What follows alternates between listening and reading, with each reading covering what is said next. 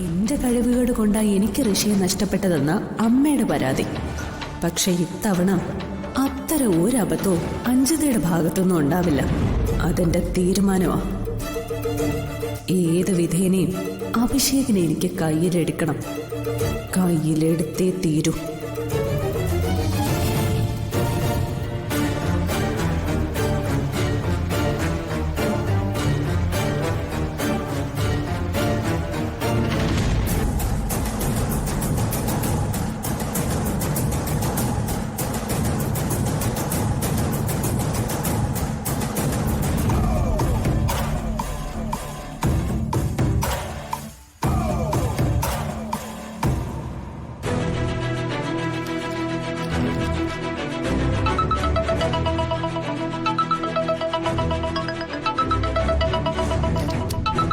Hello hello, ഇത് അഭിഷേകല്ലേ? അതെ. ഇതാരാന്ന് മനസ്സിലായോ?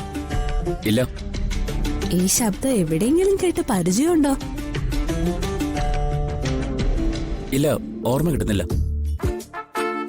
ശരിക്കൊന്ന് ഓർത്തു നോക്കിയേ. സോറി, മനസ്സിലാവുന്നില്ല. ആരാന്നൊന്ന് പറയൂ. ഇത് ഞാനാ, അഞ്ജിത. ആ, അഞ്ജിതയായിരുന്നോ? പറയടോ. ഒന്നുമില്ല. പിന്നെന്തിനാ വിളിച്ചേ? അങ്ങനെ ഇരുന്നപ്പോ ഒന്ന് വിളിക്കണോന്ന് തോന്നി. അബേട്ടന് അത് ബുദ്ധിമുട്ടായോ? ഹേയ്, എന്ത് ബുദ്ധിമുട്ട്? താൻ പറയ്. എന്താ ഇപ്പൊ പറയാ?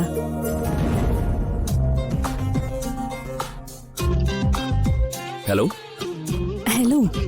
ഞാൻ കരുതി ഇയാൾ വച്ചിട്ട് പോയെന്ന്. ഇല്ല, ഞാൻ ഇവിടെ തന്നെയുണ്ട്. എന്നിട്ടാണോ മിണ്ടാതിരിക്കുന്നേ?